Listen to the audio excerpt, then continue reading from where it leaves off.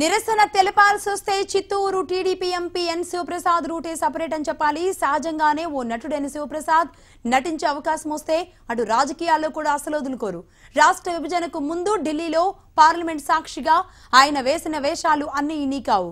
అలాగే మధ్యలో మామూలుగా ఉన్న ఆయనకు బడ్జెట్ కేటాయింపుల్లో ఏపీకి జరిగిన అన్యాయ రూపంలో తన కళలు ప్రదర్శించే అవకాశం మళ్లీ వచ్చింది. నిన్న పార్లమెంట్ వేదికగా టీడీపీ ఎంపీలు చేస్తున్న ఆందోళనలో భాగంగా తల వెంట్రుకలకు ఒక పిలక వేసుకుని దానికో రిబ్బన్ కట్టుకుని మెడలో పూలమాల కాళ్లకు గజ్జలు ధరించి చేతిలో చిడతలు పట్టుకుని పార్లమెంట్ బయట పాటలు పాడుతూ నిరసన తెలిపారు శివప్రసాద్. ఇవాళ ఆయన మరో వెరైటీ గెటప్ లో ప్రత్యక్షమయ్యారు. తలపై తలపాగా పెట్టుకుని చేతిలో కంజీరతో కొత్త వేషధారణలో తన నిరసన తెలిపారు. జానపద కళారూపం తప్పెటగుళ్లను తలపించే ఈ కొత్త పాత్రలో కూడా ఆయన జీవించేశారు. కానీ పార్లమెంటులోకి అదే లోపలికి వెళుతుంటే అనుమతించలేదు.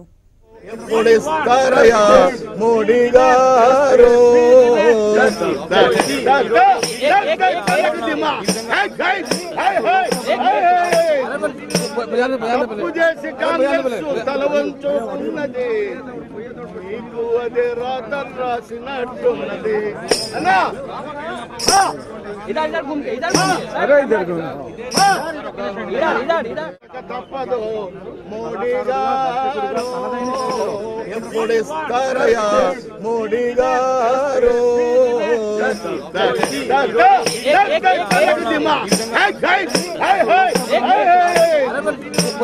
తప్పు చేసి కాంగ్రెస్ తల వంచుకున్నది మీకు అదే రాత రాసినట్టున్నది అన్నా.